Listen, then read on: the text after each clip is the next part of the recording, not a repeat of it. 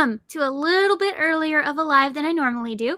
So I have a very special guest today. This is Louie from Louie's Loops or Club Crochet. Hi, everybody.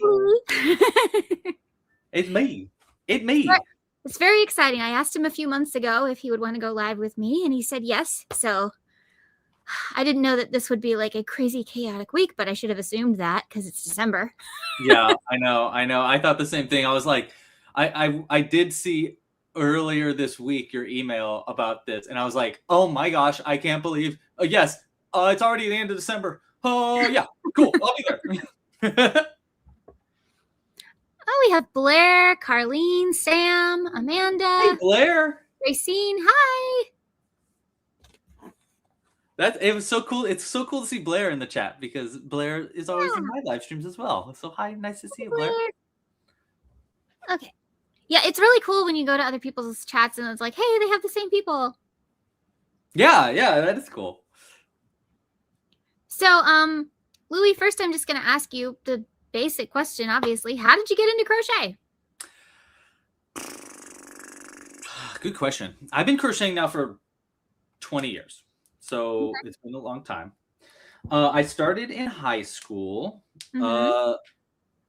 And I think the reason I started originally, I guess I got really, really crafty in high school. I would make like CDs I'd make mix CDs for friends. This is really dating me now, saying that I made mix CDs for friends, but I did. I made mix CDs for friends, and I'd like to make all these covers, and I'd like to make books for them. And then I found something. I think I saw something on like a little octopus online that was crocheted. This is 20 years ago. So amigurumi was like barely starting to become a thing in America. So it was like some of the first amigurumi that I saw, and I was like, oh my gosh, you can make dolls out of yarn. You can make toys. And then I got obsessed with it really quick. The not real reason I got into crochet. This is not like the reason I got into crochet, but one of the things that the catalyst that started it was I had a crush on a girl, and I would make her gifts all the time. And I ended up, so some of the early things that I started crocheting was for them. And we ended up dating, and we dated for a long time. It was a terrible relationship. Did not go well, but I got crochet out of it. So, what do you gotta count your blessings there. And yeah, I can keep going. Early on, I started by learning the single crochet on the internet. All I learned was how to do the chain and the single crochet. And then after that, I just kind of like started experimenting with yarn. And I was like, oh, what would happen if I did a yarn over before I entered the stitch, and then I did this and blah, blah, blah. And it turned out I was like reinventing a bunch of stitches that already obviously existed, but I taught myself the half double crochet and the double crochet and the bobble and all these other stitches. And then you have the best decrease stitch ever. Oh, I love that stitch. Is it the sharp decrease? Oh, thank you. That was definitely then, because I was like, what happens if I pull the loop through here and then pull loop to the next one and pull that same through both of them? And for the longest time, that was the only way I decreased, because I never learned any other decrease on the internet. And then when I did learn the single crochet two together, it was like, oh, well, this is so noticeable, but so is the decrease, like what I call the decrease.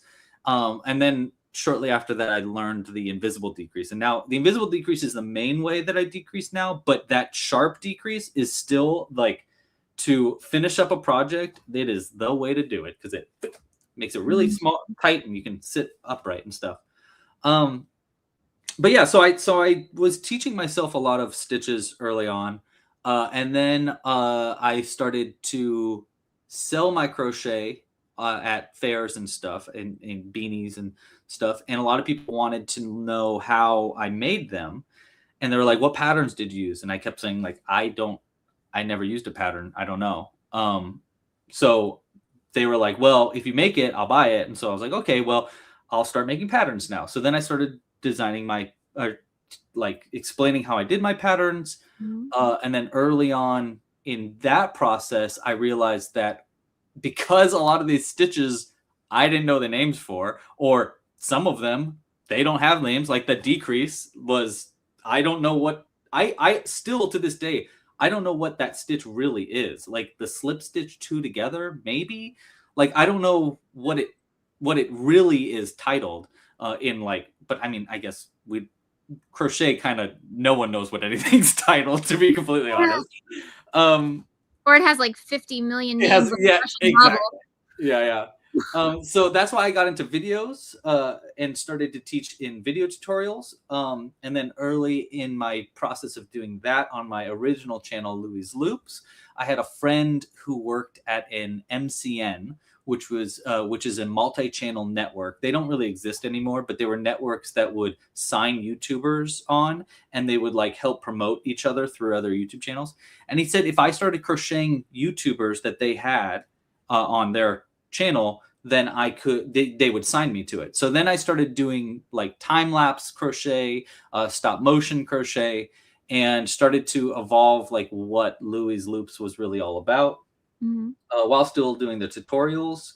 And then 8 years ago, actually 9 years ago, I started Club Crochet because Louie's Loops was growing an audience of people that both knew how to crochet and liked to crochet, and audience that didn't know how to crochet but really liked what I made and have no interest in learning how to crochet.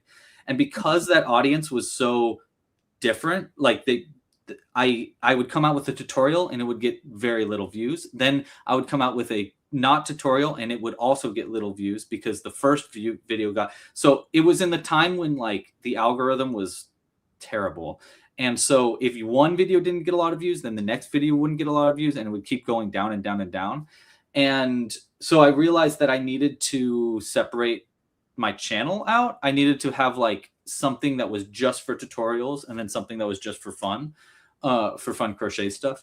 And in that thought process, I'm sorry, this is like the longest explanation of how I started crocheting. It's okay. I kind of combined some of my questions all at once, so proceed. Okay, cool. So in that process, I realized that I needed to, if I wanted to do this whole tutorial site, I really wanted to have a how to crochet for complete beginners, because when I learned the basic on YouTube, and then it was so hard for me to find tutorials that were taught by the same person, that were taught in the same way in multiple learning styles on YouTube. And so I was like, well, I should really come out with my own version of like tutorials here if I'm going to do a tutorial YouTube channel anyhow. So that's when I started crocheting. I came up with Crocheting 101, and I did a Kickstarter for that. And it went pretty well. And the idea of that was, it was a 10 chapter series, and between each chapter you made a project so that you could put your newly learned talents into practice. And it was all free, and it's a bunch of videos and a bunch of and a free like 250 page PDF with photo instructions, because I wanted it to be as approachable for any learning style possible. My mom is, I'm sorry, I'm going on a complete rant here, but my mom is a special ed teacher, and she taught me early on that everybody learns very, very different from each other. And that was really important to me, that Club Crochet had had options for people of multiple learning styles when I created it, which is why every single pattern that I do a video tutorial for, and they all have photo instructions and the written instructions. And I do the live stream so that anybody that gets stuck at any point can join my live streams, and I can show them exactly what to do at certain stitches. But I don't remember. Oh yeah. So that's where Crocheting 101 came about. And then Crocheting 101 kind of like spawned Club Crochet. And then it's been just a whirlwind ever since, really. Creating Club Crochet as like a separate entity of Louie's Loops was a really, really good move for me, because I A, it helped with the YouTube channel a lot, but B, it allowed me to like start to collaborate with other friends. It wasn't just my patterns and stuff. Now I could reach out to other peers that I also really liked their designs, and I could work with them for my designs. And it just kind of made it all into something different in a really cool way. And yeah, I'm really proud of it. Long story short, I learned to crochet in high school. Tell them about your website and your memberships. Sure. Yeah. So Club Crochet is I say Club Crochet is a subscription service for crocheters. There is a we offer monthly new patterns. I offer basically an entire library of tutorials. I try to add new ones in probably about every other week. I've actually been in a little bit of a dry spell because I've been working on a really big project that I don't really want to talk too much about today. But the point is that normally I'm coming out with a new pattern every week or 2 weeks. We do live crochet alongs, like I said, and essentially how Club Crochet works is you pay a monthly fee. You can get a free trial. You can even get a free account. I have a lot, as you I'm sure know, I have a lot of free patterns. I come out with free patterns very, very often. Club Crochet was started on what I say is the 3 C's of life: community, creativity, and compassion. And so I try to hit all those 3 C's in different ways. And one of the ways with compassion is free tutorials. I have so many free tutorials. You even temporary free patterns too. Like during your live streams, you'll like make it free real quick for a few hours, and then so they can. I try to always give, and it's I like to think it's very affordable. My site in general, you get access to the entire library with a membership, and yeah, there's a bunch of different ways to get. I also recently launched a new credit system so that if you complete patterns and post a picture of it, you get credits so that you can untangle additional patterns on the site, so that you can, like, if you wanted to crochet certain patterns on my website but you didn't have the money or you couldn't afford it, then you just needed to complete a few free patterns first, and then you can get the credits to untangle the ones that you also wanted to do, which has been really exciting. I don't think it's being used nearly as much because it's really, really cool. It's like a really cool system that I spent pretty much all year working on, and I haven't really been doing a good job at promoting it or talking about it, but it's really, really cool. Shout out to the Untangle system. Shout out to Jimmy, who is my one of my best friends and web developers for Club Crochet. He spent a long time building this system, and it's really, really, really cool. But yeah, so that's the basics of Club Crochet. We also offer subscription kits. Mm-hmm. Originally, it was a subscription kit. Every month you get another kit with materials. That turned out to be extremely expensive, mm-hmm. to the point where I was spending like twice the amount per kit than I was making. So I was actually like losing a lot of money on the subscription kits, because it's just not realistic. Yeah. And when I started it with like only 20 people signed up, it was like, okay, I'll make 20 kits. Like, I'll wind the yarn, I'll put little things on it and stuff. And then it just got out of hand, and to the point where I was like, I can't do this anymore. I'm like, it was just so much work. So we stopped doing the monthly kits a few years ago and transitioned to seasonal kits, and not like seasonal like every season, but more like they're kits that are based around a theme, and it's more like seasonal. Like, my thought was more like Fortnite style seasons. Like there's new, like it's like a new theme, and there's new patterns coming out through this season and stuff. So we offer now, I call them now deluxe kits. They're these gigantic crochet kits with all the materials you need to make like 4 months worth of crochet patterns. I mean, that's probably not the case for you, Shannon, because you crochet a lot. So I think you would probably power through it way quicker. Also, we talked before about my yarn. It's not probably the most friendly yarn for you specifically. And we can talk yarn a little bit too, but I'm really one second. For those of you who don't know, I reviewed his kit and he saw it. Oh yeah. Of course I saw it. You're like one of the few people that actually had reviewed it. And I also, we've talked since then, but I will reiterate again, I really appreciated your honesty on reviews. I think I always appreciate honesty on reviews. I don't appreciate people being mean in reviews, obviously, like who would appreciate that. But I definitely appreciate honesty, and your feedback was essentially that this yarn isn't for you, but you really like the tutorials, and to be completely honest, the tutorials were the reasons I make all these things anyhow. I got into Club Crochet in general, and making Club Crochet a thing because I like to design patterns, not I like to design yarn. So I totally understood your feedback, and yeah, we have been trying to make changes a little bit for that, but also, you know, you like cotton yarn. Sorry. You like what you like. And I do, exactly. I like cotton yarn a lot. I've been using it since I started, and I just love cotton yarn. But I will say, I've made your patterns in other yarns, and it works just fine. And I'm always trying to say that to people. Like, that is, and I think that's a thing for a lot of beginners. I'm sure you get this question a lot. Like, how do I make this in this yarn? And it's like, you just make it in the different yarn. You don't need anything different. You might need a different crochet hook, depending on how big your yarn is, but you don't need to like change the patterns at all. And yeah, the kits really came out of a request for more for kits. People were like, can you offer kits? And I am really proud of the kits. I will say the cotton yarn that we use is extremely, like, it is a very, very high quality cotton yarn. But if you're not into cotton yarn, strong.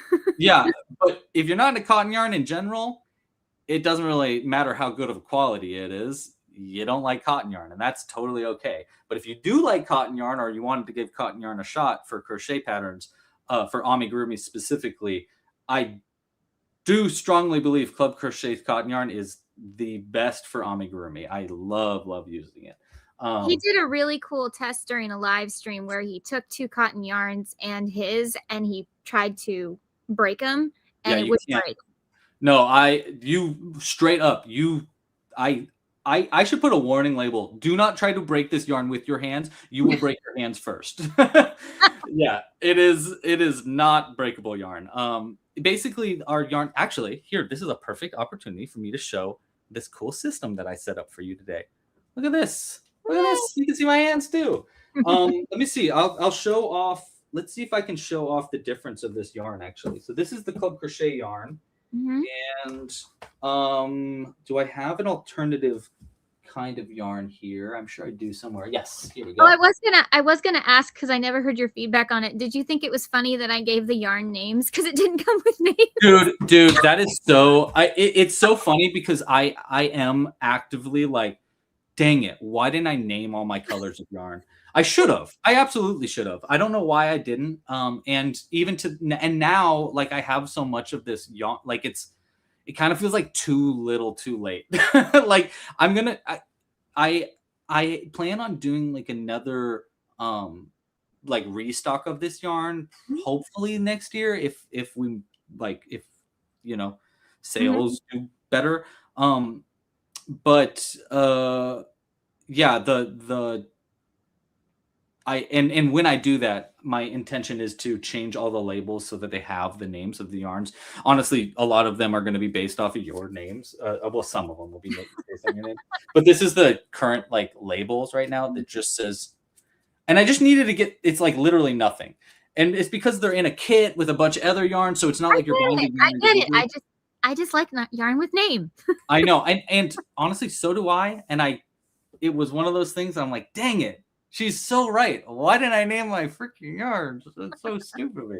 Anyhow, so this is the difference between Club Crochet yarn. Let's see if I can get it nice and close here. So this is Club Crochet yarn, and what you're going to notice is that it is a multi-ply yarn. So it's 4-ply yarn, but every individual ply is also 6-ply, which means that it's extremely, like, let's see if I can get it to focus there. It's very, very wound, very wound, which means it's really hard to split your yarn while you're crocheting it. And like you said, it's like pretty much impossible for you to break. Whereas this is, I think this is Lily Sugar and Cream yarn, which is a 4-ply yarn, but every one of those plies is just a strand of fabric. You know, it's not like these are their own plies. And so it just means that our yarn is, it leads to A, more strength of the yarn. B, it leads to not being able to split the yarn as easy. It also, the colors are so vibrant in our yarn, They like are. crazy vibrant. And yeah, it was something that I wasn't really expecting it to be that vibrant when we originally got it. But anyhow, I don't remember what the original question was. I went on too long about things that you didn't really ask. Well, no, I was just asking about your your website and your subscription and everything in general. So, Right. I was gonna ask you though, when we signed up for the seasonal ones, I'm just gonna call them seasonal because I think that's what they were actually like called. Yeah. See, I'm calling it basically like, my plan next year is to change it to be calling it a season pass. Oh. And there to be a deluxe kit that you can come with the season pass. And the reason I'm changing that is because I wanted to give people the option to sign up for a season pass without getting the kit. Because there's people like you that don't really want the kits. You just want the patterns, and maybe you want to take part of this seasonal experience. And so what comes with the season pass now is all the designs in the season. So for example, our last season was Was that the camping one? No, that was Woolly Woods. I loved Woolly Woods. Okay. I loved all the seasons, but our last season was, and it's still technically, we are still technically in it. It was, oh my gosh, how am I, Sandy Gurumi. That's what it was. Sandy Gurumi. It was all beach themed. So we made like hermit crabs and Oh yes, the little contest. yes, I loved the hermit crab. The hermit crabs were so cool, and then walruses and shells and things like that. So anyhow, the season pass is going to come with all the patterns that are in the season, plus a bunch of credits for the website, so you can untangle whatever patterns you want. In addition to that, and then the option of signing up for the kit as well for a discounted rate. So that's going to be the change of names and that's why originally I called it seasonal kits, but now I'm like, some people don't want the kits, but they want to take part in the season, and I felt bad that I wasn't giving them the option, so I'm changing it to season pass that come with the deluxe kit. Oh, well, that's strange because I have access. Although I have the designer. You're in a different. That also is a big change as of last year. Is for the past 8 years, we've only really had one membership option, which was pattern memberships, and that gave you unlimited access to my website. And so we changed it in October to there's a pattern membership and there's a designer membership now. And the reason was it was just too, like, we weren't having any growth at all. Like, and people, worse than that is that so many people were signing up, downloading every single pattern, and then deleting their account within the trial. So we weren't even getting any funds at all. And people would download all 350 patterns on our website and then just be like, now it's mine. And I was like, okay, well, we definitely need to change something here, because that isn't fair. And that is like, and then now those people that are stealing our patterns are also, well, they weren't technically stealing them, but now they're actively reposting them on their own websites. Amazon, oh my God, you know how many books on Amazon have our patterns in them? It drives me insane. Kits, you go to Amazon and look up a dinosaur crochet kit, and I guarantee you're going to find kits that are using our designs with my hands in the pictures. And so I'm just like sick of theft. So I've changed our system basically to kind of try to combat the theft and also make it just more fair for us so that we can come out with more patterns. So the designer membership does give you unlimited access to the website. And then there's the pattern membership that gets you now 3 patterns a month, and then it like accrues. You get more and more and more as you go through it, so that it just makes it a little bit more fair. So basically, yes, you have access to the entire website, and you always will as long as you have your designer membership. We also made it so anybody who had the membership prior, you're like grandfathered in as at the previous. That was me. Yep. So you'll never have a change in cost, and you'll always have unlimited access on the website. So you're always going to have full access to it. But like people that sign up now, you might want to get a season pass if you think something's interesting. It also gets you access to a bunch of those credits on the site, which are kind of just fun to use to untangle patterns. And yeah, we have big plans next year on how the system's going to work. I'm really, really excited. I don't want to talk too much about the plans, but we do have some really, one thing specifically that I've been working on for like 5 or 6 years to get onto the website, that I've been pulling Jimmy, my web designer's teeth out, trying to get him to code it in the right way. But I'm very, very excited because next year it's one of our big plans is to release this new fantastical system that I'm very, very excited about. I guarantee you, Shannon, you are going to really like it.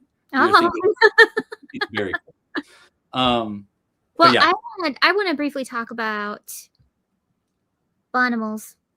The Bonimals! Oh, my faves! Oh, I love the Bonimals. I need to get there. We need more Bonimal patterns. Stat. So I don't want to get emotional, but I want to say something that you did that was so kind, and I think everyone needs to know. I was on a live with Louie in the comments, and my dog passed away. And I asked if there was any way, because I am failing at trying to come up with a pattern to honor her at the time. We all know about the Corgi Cuties, but at the time, I was failing trying to honor her. And I loved the idea of the little Bonimal with the magnet, like just on my computer or something like that. And during his live, he stopped what he was doing and was like, okay, I don't have a Corgi pattern, but I think this is how you would do it. And he just started like trying to talk me through how to do it. That is a very, like, first off, thank you so much. That is very, very sweet of you to just like, thank you for appreciating it, really. Because that is a very normal-ish thing, I think, in the live stream. Because I'm always, like I said before, the real reason that I do the live streams are fun, just in general to make. But the main reason why I started them in general is to offer like basically crochet support, exactly what you asked. Like in those moments of someone being like, hey, how would I even do this? I feel very fortunate that my brain is like, I like to say I'm extremely creative, and I'm also I am really good at crocheting, and I know that. And so and one of the reasons why I come out with so many free patterns is like I just want to share that. I just want to share that as much as I possibly can.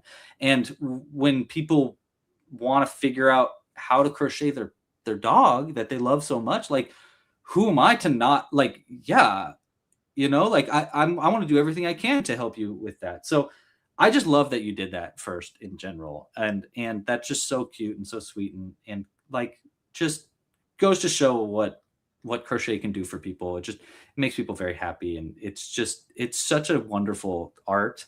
And I'm glad you were able to do it to make yourself feel a little bit more joyful in probably a really hard time. I've never shown it because that's mine. That's personal, Trust me, I know that exact. I do that too.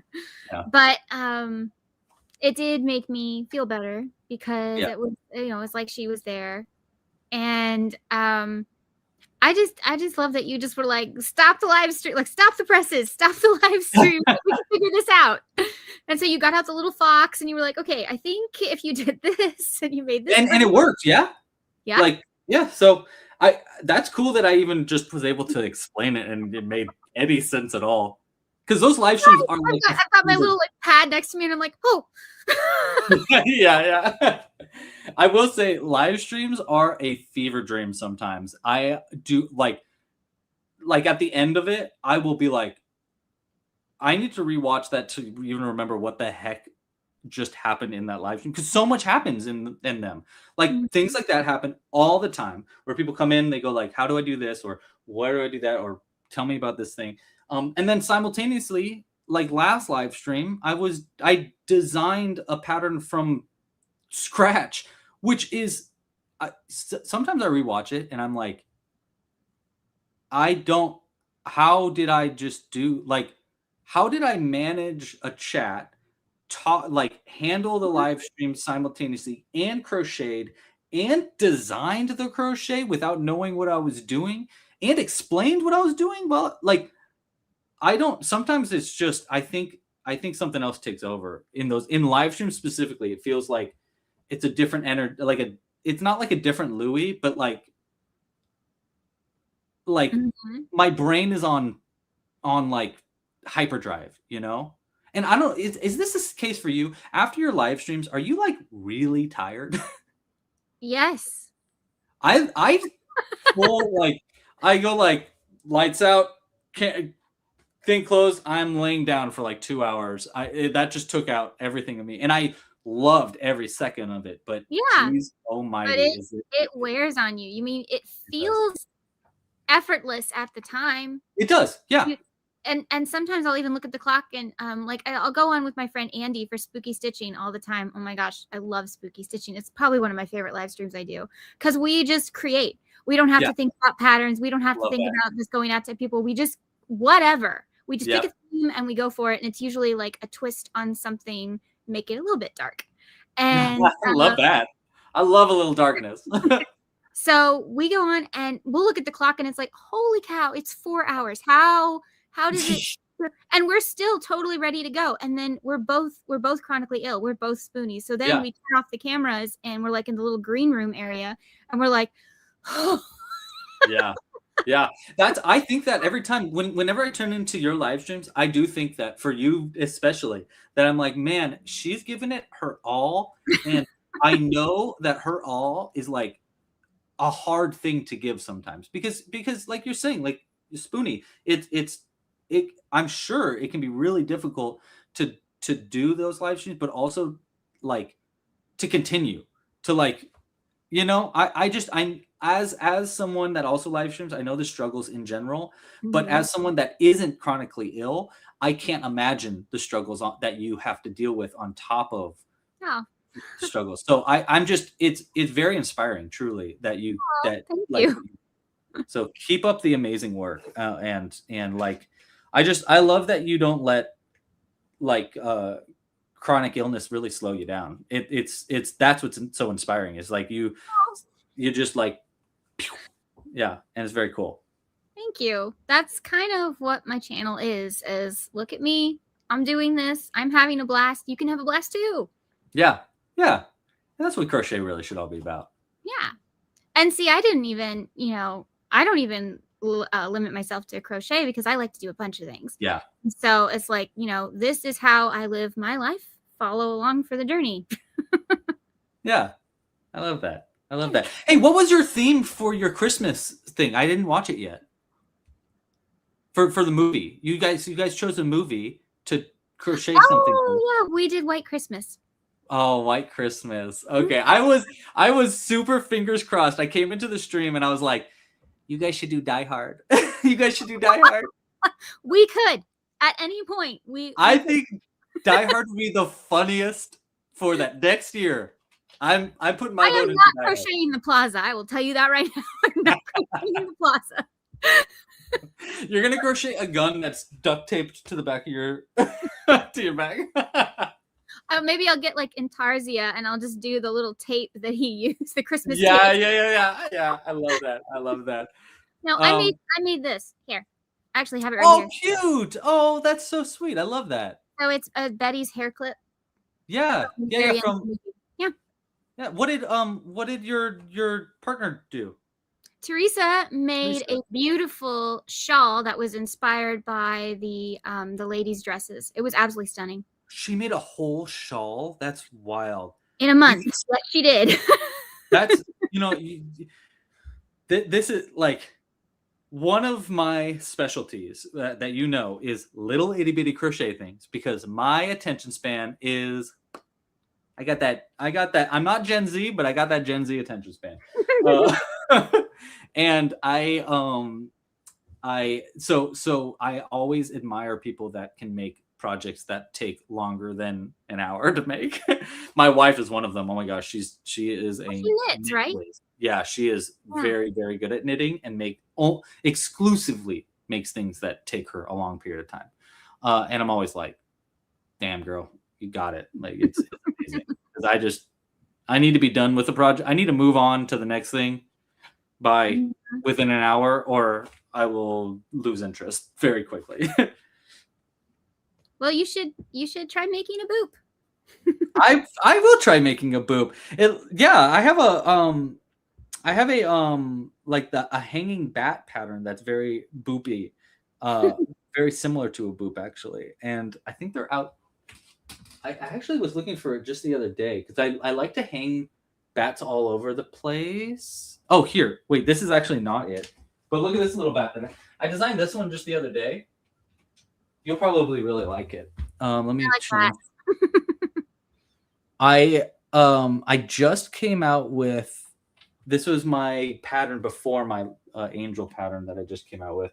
Was this itty bitty bat? Oh. It's part of my amigurumi series. These are like patterns that I design in less than 100 stitches with no sewing at all. So it's all made from top to bottom. So they're really quick to make. You might really like it. You could have it could be Boop's little buddy. And then I made a Keese version, which is a character from an enemy from Legend of Zelda. They have little magnets. That's really cool. The eye is really cool. I know, right? It's just a bobble stitch, and then I change colors mid bobble stitch to make the line, so it's all made in one piece. Anyhow, I just want to show that I'm really happy with it. No, I like. Hey, show your. Oh, sorry. Oh yeah, no, sure. You want to see the angel? You talked about it, but you didn't show it. Yeah. This was the angel that we made last Friday. It's wild. What did you call it? What did you say it was? It's either cherubim or seraphim.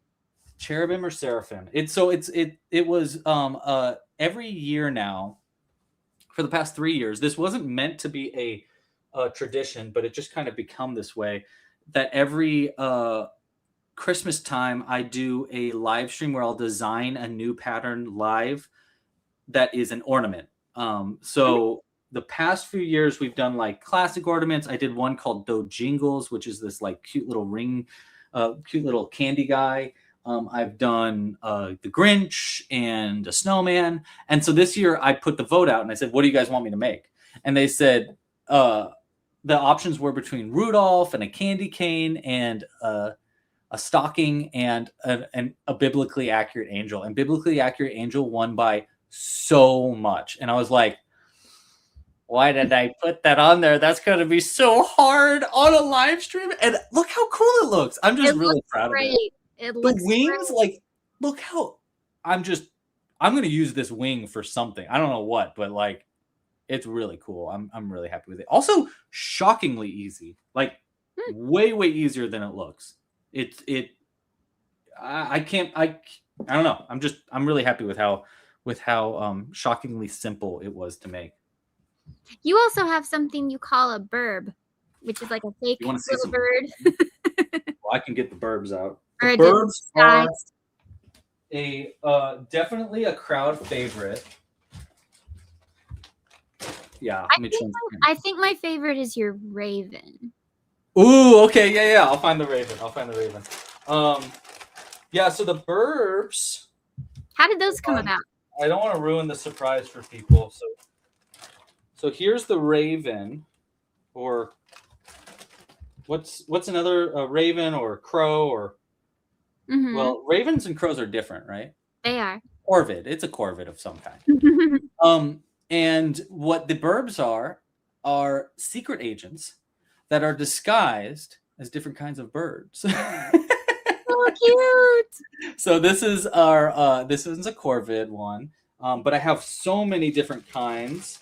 We've got turkeys, and this one's a snowy plover, which is an endangered bird from San Francisco that is probably one of my favorite birds. I used to live in San Francisco for like 12 years, and I lived on the beach, so I would see them every single day. But obviously, it's also a burb.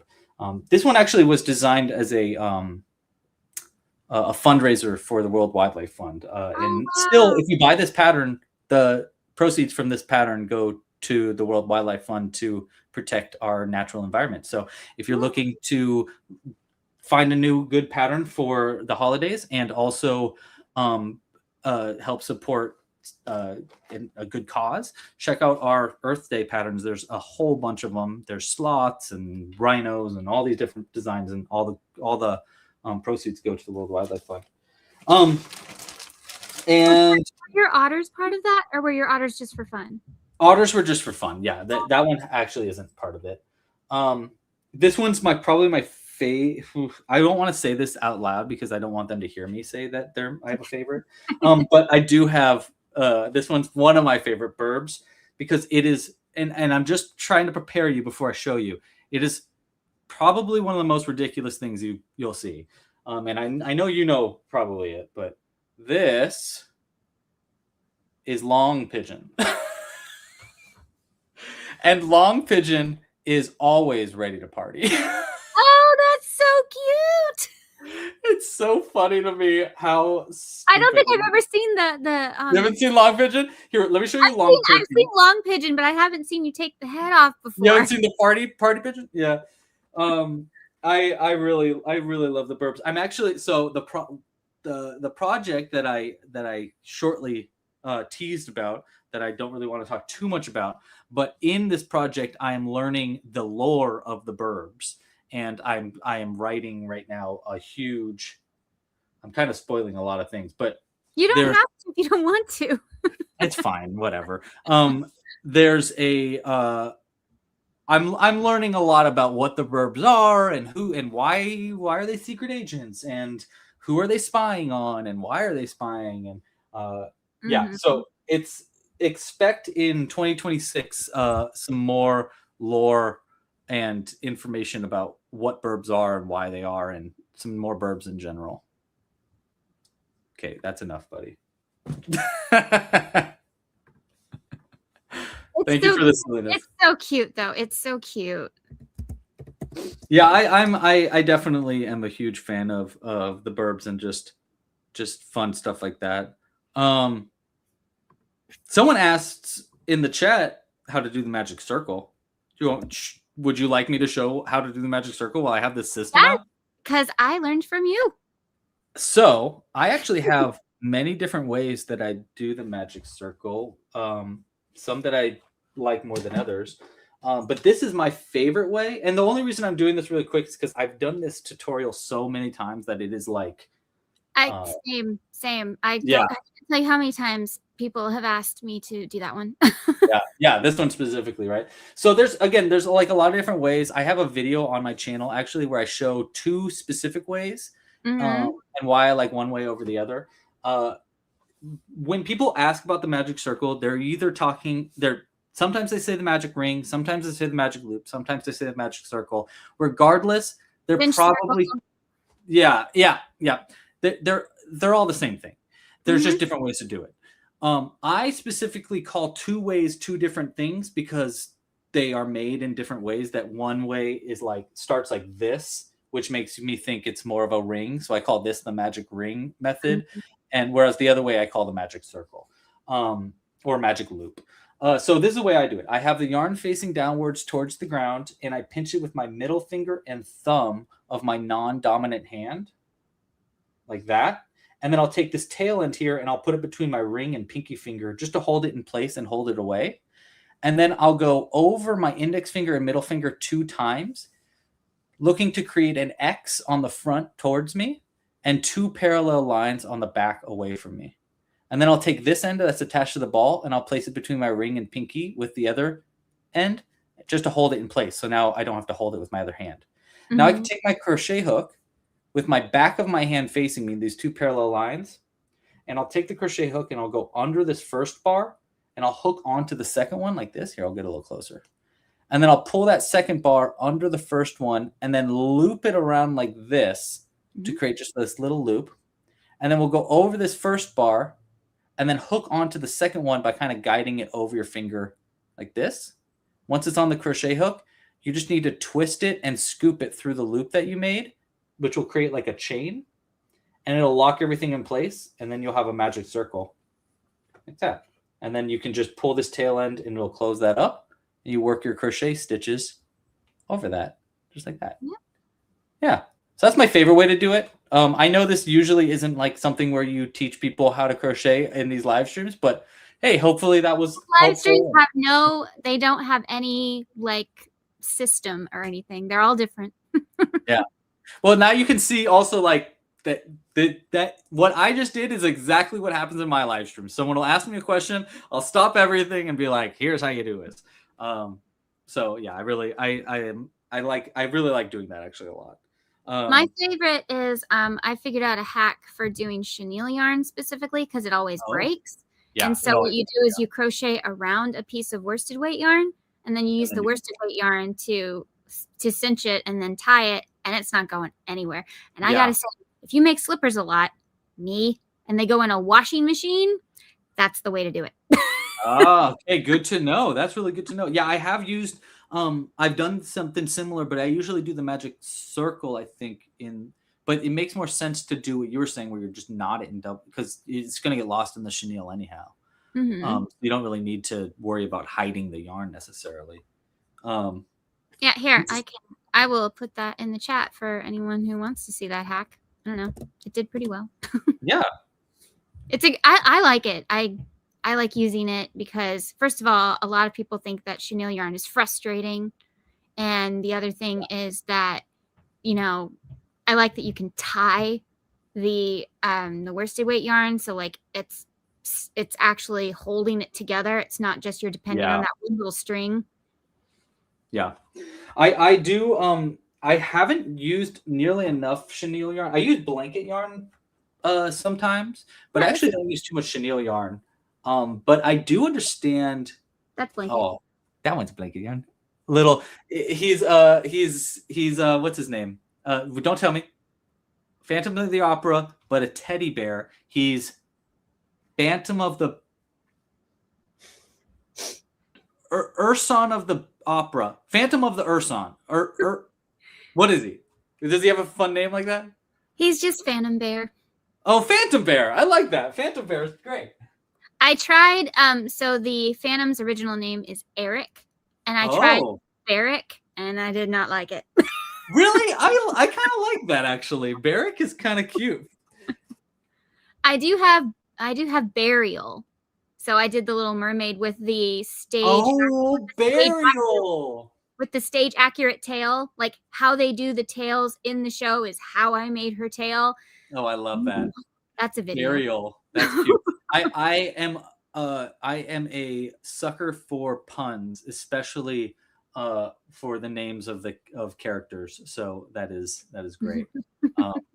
Yeah, I have one person that's always in my chat who's actually a moderator of mine named Zoe, Zoe the Unicorn.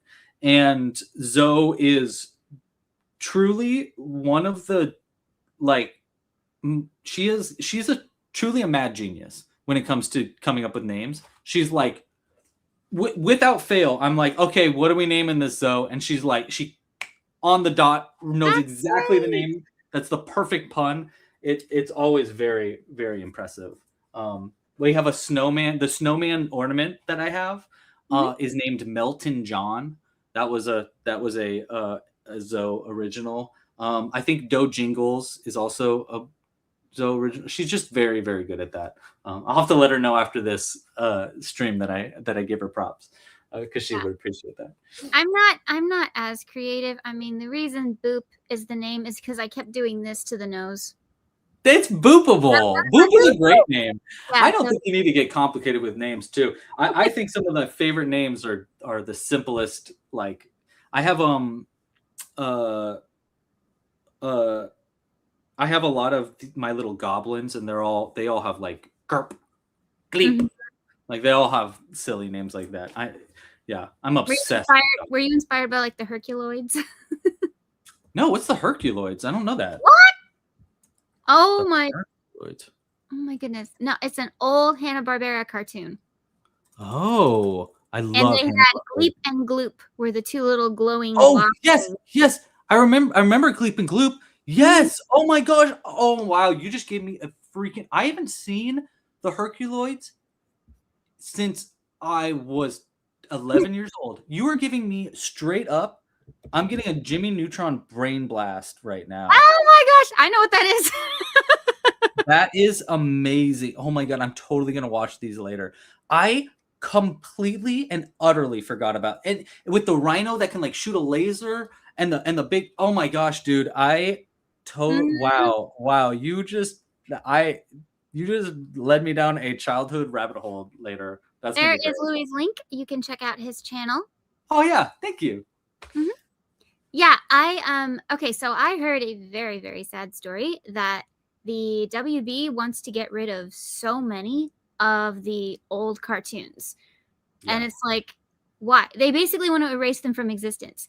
Yeah. So for my birthday, my family actually just got me a bunch of DVDs that are the old like Hanna-Barbera cartoons. That is cool. I like that. And I asked for that for Christmas too. I was like, yes, I want them all. Come on. So I got like Secret Squirrel and Space Ghost and Herculoids. And when I was a kid, Space Ghost, I was obsessed with Space Ghost Coast to Coast. When I was like 10 or 11. My mom for sure should not have let me watch Space Ghost Coast to Coast because it was an Adult Swim show. It wasn't bad necessarily. It was just too adult. Like there's no way I understood what the heck they were saying in that show, but I loved it and I would watch it every night. And then I think she just thought it was Space Ghost because Space Ghost was a show for her when she was a kid. And yeah, anyhow, I like the nostalgic vibe of Hanna-Barbera cartoons a lot, and I really hope that this Warner Brothers garbage isn't gonna. Yeah, I don't know. We're in a weird time. Shannon. It's especially it's like every other day is another weird thing that we all need to like. What? Wait, hold on. I'm still dealing with the last one happened yesterday. It's very strange. I mean, especially like in the crochet world too. You know, amigurumi artists are usually treated two ways. One is, oh, that is so cute, and one is, aren't you a full-grown adult? Sure, yeah. I don't get that much full-grown adult stuff anymore because maybe I just like tune it out. But I definitely get it. I think the reason we create little cute things is because it just makes us happy. Like it's good for our mental health. I agree. And who doesn't want a cute little decoration? You know? I totally agree. I think I think it's truly is one of the best hobbies you possibly can have. And yeah, I agree. I think it just brings happiness. That's all it does. I know like one thing I've always had a problem or not a problem with, but like a what's the word? Like a fit an issue in my crochet specifically that I'm always trying to like fix. That I'm saying this in a weird way, but I'm saying like I always am trying to give my crochet utility because I do love crocheting little critters and creatures. But I have so many now that like if I don't give them to have a purpose or a reason or at least like a story that's behind them, then I have a hard time like I feel like Andy with Woody where he's I like, don't I want don't to want play to play with with you you anymore. anymore. Yeah, like, yeah. So I'm always trying to give my pieces something where I'm like, oh, look at you, I love you still. So yeah, so like the Burbs are a great example of that. They have like the utility of even just making you laugh. But the big one that I've really been getting into recently, and I will be getting into more, is games. I'm sure you know. Oh, Lava Run. Yes, let's talk Yeah. Lava Run. Yeah, I'm really, really, really, really, really proud of this. If you didn't know about it, this is my new board game. Okay, there you go. I just came out with it in October. I did a crowdfunding campaign for it last year, and it's really, really cool. I highly suggest everybody checks it out. But it is a board game that you can crochet. You don't have to crochet it, but you can crochet it. You can make all your pieces. They're all. It's a game where you're helping. Yeah, there you go. You're helping a dinosaur escape a volcanic eruption. It's very cute. It's very fun. Truly is the perfect Christmas gift. It is designed for ages. There you go. For ages 7 and up. It's 30 minutes at most for a game, and it's 1 to 6 players. You can even play it by yourself. It's a solo player game too. And it's really the start of what I plan to do much more in the future, which is games in general. I have like 5 other games that I'm working on, trying to figure out which one comes first. But it's a very, very cool game called Lava Run that I highly suggest everybody checks out if you get a chance. It is truly, it's really, really cool. It probably is my favorite thing that I've made, which is saying something because I make a lot of things. So yeah. But the point that I was bringing this up in general was the utility of it all. This gives a whole new utility to your crochet. Yeah. Where you're like, oh wow, I can do something with these guys now. I have a game for them. I have another one called Stitched that I technically I call it in its beta testing now. It's called Stitched War You Can Craft. And it is you make a bunch of goblins, orcs, and trolls, and you battle each other. It's kind of like if Warhammer and the Muppets hung out one day and had a baby. That's how I like to say it. Right now. Yeah. So it's like a very simple. Well, it's not that simple. Lava Run's much more simple, but it's like a relatively approachable game. But the big thing about it is that you crochet all your pieces for it, and I have like 4 more games that I'm working on. The next one I'll be announcing actually in January is a new game that I am not ready to share yet. But if you want to learn more, yeah, I will. I'm going to be come January, and this is truly is a an you're getting a Louie exclusive right now. I have a new game that I'm going to be announcing in January. We're going to be looking for a lot of testers, both for the game and for a lot of crochet patterns. So if you're out there and you're looking to get onto the ground floor of a really cool project, go subscribe to Club Crochet because I'm going to be talking about it come the new year. I was actually working on it 5 minutes before I joined this thing. So it is actively a very big project that I've been working on. Okay. Am I allowed to bring up the book? I mean, you just did. So yeah. That is so I think you're talking about Kuwait. I mean, go ask me the questions. We signed up last year. Got it. And we were supposed to get a book. Yeah. The designers. Yeah. We were supposed to get a book as part of our subscription. And then and then you got And then I made that little short where I was like, well, we got sent something. Yeah, you got the tote. Yeah. Actually, so that you actually should be getting. I meant to send you this email out last week, actually, and thank you for reminding me about this. Okay. You're supposed to be getting an email about a gift option, so you can get. Basically, I'm offering you the option to get to exchange that book gift for Lava Run if you want to. You don't have to, but if you want to. But I will say, again, this is a exclusive. You're getting a Louie exclusive here. Aren't you glad you turned in? Yeah, yeah.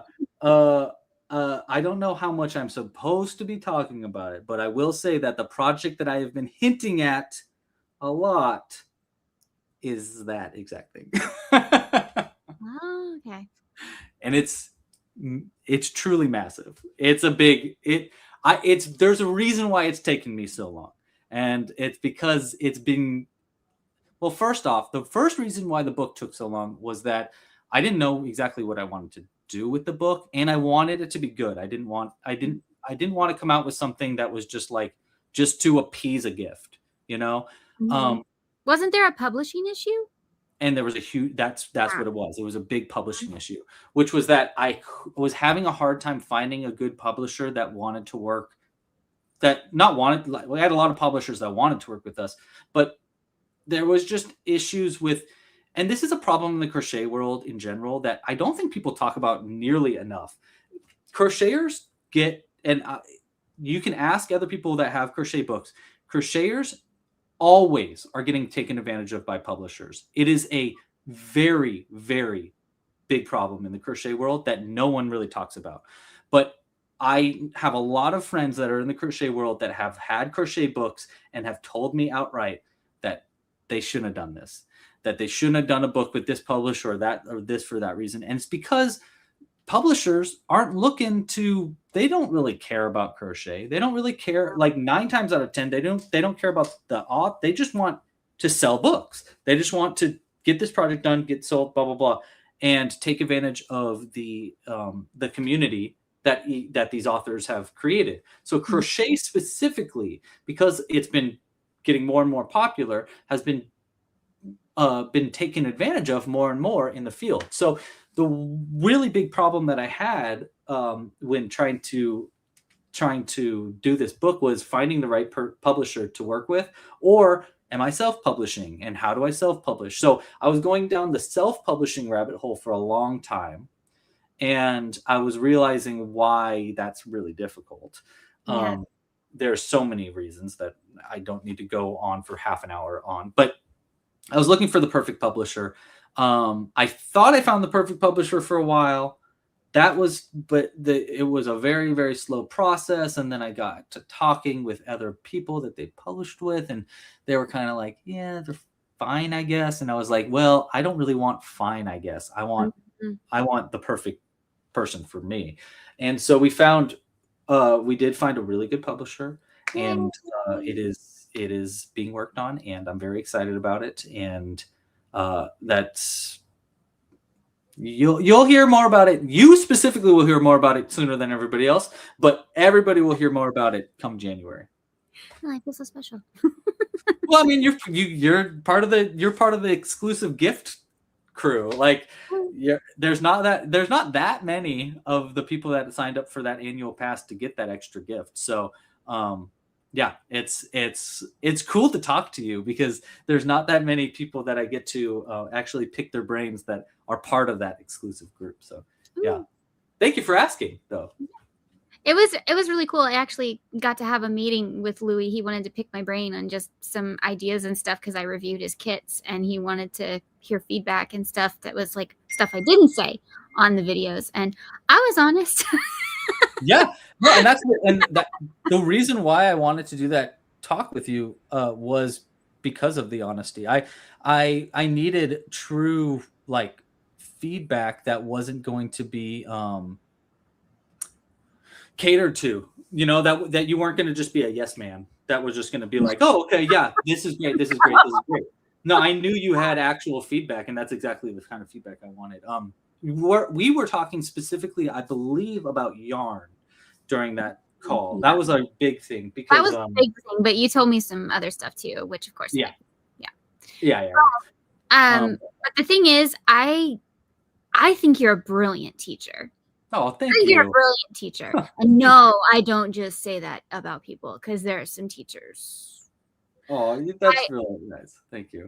Honestly, if y'all don't know this story, I've been crocheting since I was 10. We won't go into how old I am, but let's just say Louie and I know the same jokes, okay? So, and we both heard Home Alone was 35 years old, and we both went, ooh. Yep. Anyway, so it's been a while, but I really wasn't into amigurumi. I created something out of necessity because I just really wanted this character in my life, and I just decided to make it. And I wasn't really into amigurumi, but I watched Louie, who I'll be completely honest, I'm not as nerdy as Louie, but what are you saying? I'm nerdy? Well, hey, I have a Broadway bear, so you can make fun of me too. That's true. You know what? I will say, to be fair, Broadway nerds, my wife is a Broadway nerd, and you guys are a different species of nerd. We are. But we have similar tastes in the fact that we like to make quick, fast projects. And I love the idea of quick and fast because my hands can only take so much. Yeah. So I was watching one of his tutorials. I believe it was the pig, not this one, but the little OG pig. That's way past in the past pattern. Yeah. I know. Yeah, I've been a fan of your channel for a long time. And in fact, I think you were still transitioning. Like there were still Louie's Loops videos on Club Crochet's website. So yeah. That pattern specifically I think, is that was like I think one of the last ones that I did that was a Louie's Loops one that got transferred over. Yeah. Well, you popped into my algorithm one day and I decided to watch the little pig and I thought it was really cute. And I decided I watched it and then I went back and I watched it again and I did it. That's how I do tutorials. Yeah. Because I don't want to be surprised. I don't want to be surprised. Like, I think that's honestly, I think that's the right way to do it. Truly, I think that the right way to do a crochet, I mean, not necessarily watching through the whole video tutorial if you don't have that kind of time, but at the very least, read through the pattern, read through the stitches. Because if you are just like straight up going into a pattern without any preparation, you're asking for confusion. Like, it doesn't matter how well the pattern's written, like, truly, you need to just be prepared. Just be prepared. Like, you don't do well, I don't know. I don't go hiking that often, but you don't go hiking and just don't look at what the trails are going to be before you go hiking. Because then you're going to get lost. Yep. And I love being like prepared ahead of time because it's like, oh, I know that I'm going to have to add the eyes in rows 6 and 7, but I'm probably going to continue to row 12. I want to mark 6 and 7. Yeah, totally. Yeah. Stuff like that. So I was watching your tutorial and I made the little pig and I was like, this is so cute. And then I made another pig and I think I made like 5 pigs. I don't know. It turned out that it was really good though, because I got to donate them to my friend and she got to pass them out to the grandkids and stuff. So that was really cute. Yeah. But I've never made so many dinosaurs in my life. Am I a dinosaur person? No. But I made Triceratops and Stegosaurus and Plesiosaurus and all of the different dinosaurs because y'all, he teaches you things. Don't just think about it as you're making a pattern, especially if you're a designer. He teaches you how to do things in a different way. And it's like, girl, this makes my life so much easier. Thank you so much for saying that, because I will say, I try not to revel on what I'm trying to do that much, but I will say that's exactly what my philosophy, if you want to call it that, is when it comes to my designs and my patterns, is that I'm not just trying to teach you, I'm not just trying to show you a pattern. I'm always trying to teach you something new about crochet, because I get bored. I don't want to do crochet the same thing over and over again either. So every single pattern I'm doing, even with the beginner ones, pretty much every single pattern I'm doing, I'm always trying to add something new and interesting that you maybe have never seen before in your life when it comes to crochet, or a different way to do something that you never really see before. And I think the dinosaurs are the perfect example of how that structure gets built. Because when it comes to like you start with the Triceratops, you learn the basics of crochet, you learn some of the more advanced stitches like the bobble stitch and stuff. But then when you get into something like the T-Rex, oh my gosh, like I mean, that's like 4 or 5 steps down. But once you get to the T-Rex, you're learning things like how to use front and back loops in a different way, how to attach stitches, how to do color changes, how to do half color changes, how to do a little bit of shaping. Yeah, all the shaping, the I call it a double spiked bobble. It's a stitch I invented for the feet. That like is a very unique Yeah. stitch. Like and those that's exactly what I'm trying to do. Pretty much every single time I'm crocheting a pattern is like I'm trying to push the limit of what crochet is and teach how to do new things rather than just how to crochet a pattern that you've made. No shade to other designers or other crocheters out there, but that's something that I'm always trying to do. I'm always trying to push it and make it more of a challenge for myself, because like me and you, we've crocheted now long enough where we know we've done pretty much every stitch in the book. And so at this point, I'm not like, when I'm trying to crochet something for fun, I'm not going to, I always want to challenge myself. So I'm always trying to make that challenge for other people just like me that either have never crocheted before and want to get into something new, but also other people that have crocheted for 2 decades and still want something that is more of a like a challenge and something new that they've never seen before. So I really, really appreciate that feedback. Like that it means the world to me. That is exactly what I'm trying to put out there. I'm trying to make it as simple to crochet any of my designs as possible, obviously, but I'm also always trying to push the limits of what you can do with crochet in regards to amigurumi or just in general. So I really appreciate that. But I really like how your little Bonimals are basically all the same with just small little details to change them. And they're a whole different animal, which is so cool. I don't have the bunny. My mother stole it. She likes the bunny. So I don't have the bunny to show you guys the comparison. But seriously, like you change this nose and then you bend this ear down and you take off this tail and it's a pug. Or you have big ears and a trunk and it's an elephant. And it's so cool. Thank you. Yeah, I need to put more effort into the Bonimals, because that was originally the plan, was like, I'm going to come out with a new Bonimal every single month. And I just didn't, because what I did was I created the tutorial for how to make your own Bonimals and however you want. And I was like, oh, that's good enough. But now I'm like, no, it's not. I need to be doing, people need to learn how to make a beaver tail. People need to learn how to make an elephant trunk. Like, I need to create more when it comes to the Bonimals. By the way, the name the Bonimals, for the people that are like, what the heck is a Bonimal? The idea was it's an animal that you can't help but go baw at. So it's a Bonimal. And they are extremely addicting to crochet because like Shannon said, they're very quick. They're very and very customizable. And the other big aspect is magnets. I like to put magnets in their butts and their heads so that they can stack on top of each other. They were the start of my design philosophy of minigurumis.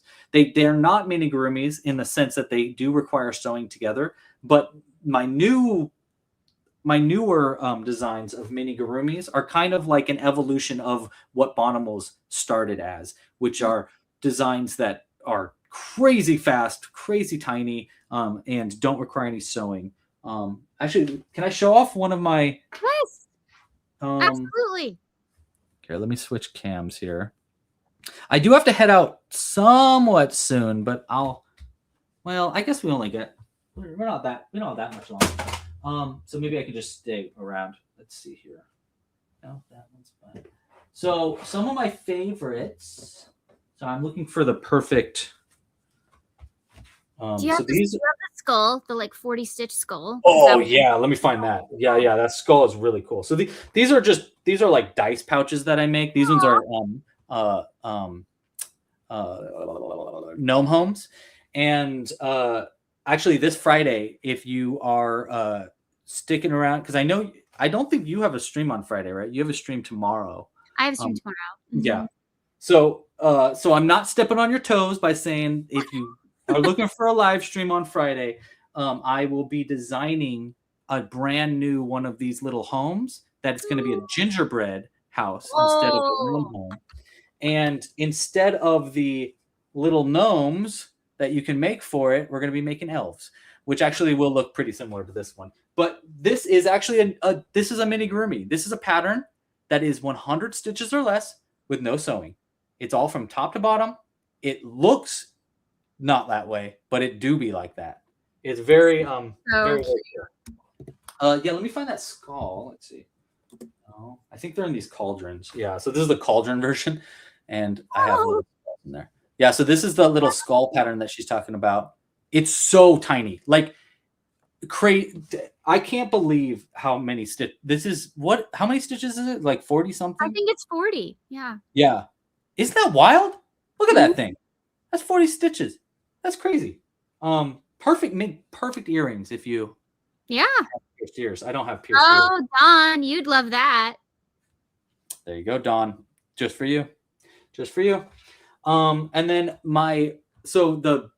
the gnomes are among my favorites, but my absolute favorite minigurumi so far has been.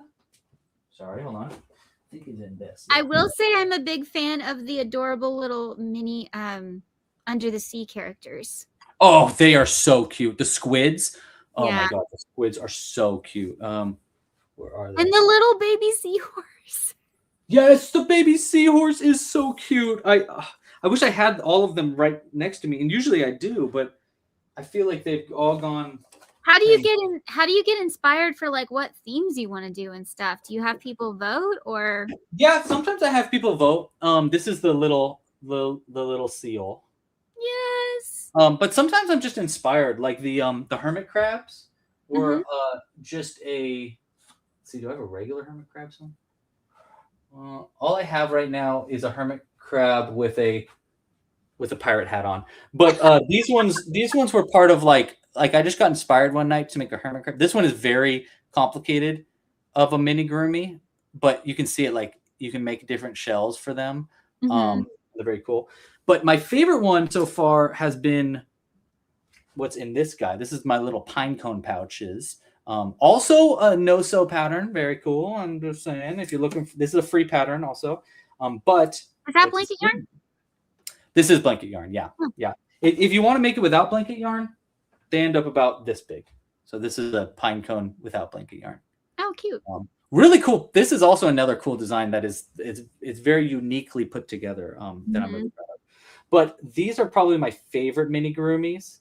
And if you've been a fan of me for a long time, you'll know that Louie is absolutely obsessed with goblins. I love goblins. So cute. I love making goblins. And so now I have hundreds and hundreds of these little mini goblins. It's my you have your own army. I truly, I am a goblin king. Like absolutely. Yeah. The original short king. Goblin king. But what I do with these now, because I love making them, they take me, my record is making one of these in 4 minutes and 27 seconds is, I believe, my record. Yeah, they're very, very fast to make. And just like all the other ones, they're no sew, just shoop, and you make it together. You can see the lip is actually made with the tail end from the very beginning. You do have to embroider teeth if you want teeth or a loincloth. But I don't count embroidery as sewing. No. That's, it's different. It's an embellishment. It's an embellishment. Thank you. I love that. So what I do with these now is I now like to, they're my own version of yarn bombing. My own graffiti is that I crochet these pretty much every time I go to like any event or a bar or I don't actually go to bars very often, but when I do or go to a show, I always bring some green yarn, brown yarn, and white yarn in my pocket, a couple of eyes and a crochet hook. And I make goblins and I hide them pretty much everywhere I go. So if you end up seeing me at an event or a bar, look around, you'll probably find a little mini goblin hanging from a light post or hidden magnetically under a table. I hide them all over the place. So I currently have a couple hundred of these, but I think I've made, I don't think it's an exaggeration to say over 500. I think that is pretty fair to say. Goblins in general, I've crocheted thousands of, but these little ones, I've probably 500 of them because they're the newer design. I came out with them, I think, this year. But yeah, love They're those. so cute. I love your little mini ones that like take no time, and they have little houses. How cute is that? I know. The houses are. I really like the houses. I wanted to make. Yeah, I make them into little dice pouches. This one looks crazy. This was one that we made for a design along or a crochet along. It's a cauldron, but they were like, put more eyes on it. So it's like a cauldron with eyes and stuff. It looks crazy, I know. This is supposed to be a frog leg, and there's a little worm. But anyhow, this is the reason I have it is because this is what they're really originally made for. It's right. Oh, I rolled a nat 20, which I know that doesn't matter as much to you, but for me, that's big. But yeah, I was actually thinking, okay, this may sound ridiculous, but just want to put an idea in your head. Yeah. What if you made the goblins like into secret die? So like their teeth represent the number. I wonder if I could do that. I don't know if I can make it. Huh, that's an interesting idea. Or like you'd shake them like inside the house or something so you can't see, but then like the teeth would be the numbers. Yeah. Oh, so you pull. Oh, that's clever. I like that a lot. So you have 6 to whatever amount of goblins in your like your pine cone pouch, and you reach in and you pull one out, and the amount of teeth that it is the number that you rolled. I love that idea. That's a great idea. Oh, I love that. That's such a good idea. I really, really like that. Clever. Oh, so you say you're not creative. You are absolutely creative. Oh, thank you. You just got a new subscriber. Oh, thank you. Who? Oh, Dawn. Thank you so much, Dawn. You rock. I can't wait to say hi to you in this Friday's live stream. I think you're gonna love it if you're able to join. So what's your live stream tomorrow? You have it looks like you're wearing you're gonna be wearing pajamas? Pajama party? Yes. Teresa, Critters Crochet, and I, we do live streams together a lot. In fact, next year we have a very exciting thing. We're starting our own crochet club. Oh, cool. What is it? Not stepping on your toes. Relax. It's just super chill. It's just like, come in, crochet with us. That's it. As long as you're calling it Crochet Club and not Club Crochet, I'm fine with it. No, actually, we're not. We're calling it Tink Peel Club. Oh, Tink Peel Club. Mm-hmm. Because who's pink and who's teal? She's Tink. I'm Peel. Oh, Peel and Tink. Oh, that's cute. That's a cute name for a goblin. So what happened was, that's the short version. We had something called Reindeer Games where we competed, and we did a crochet off. And it was a lot of fun. It was a live stream. You can still watch it. It's called Reindeer Games. And we accidentally, her favorite color is pink. My favorite color is turquoise, but also teal. And so nice. So we decided to name our teams Team Pink and Team Teal. However, I think it was me. I messed up the name. Yeah. And I said Team Tink and Team Peel. Wait, no. Yeah. You messed up the names. No, you made the names even better. So now it's a thing, and we decided we're going to be Tink Peel next year. So that's cute. I love right that. Now we're Critters and Spoonie. So Critters and Spoonie is also actually really cute. It is. But so I do like Peel and Tink. That's Tink and Peel. That's clever. So we have our lives right now are, well, during the holidays, of course, it's crazy. Oh, and yeah, totally. We had a Halloween party where we just played games and we had conversations with everybody, and we dressed in Halloween PJs. And then our subscribers voted, and they were like, you guys need to be in PJs again. So we were like, okay, we'll do a Christmas PJ party.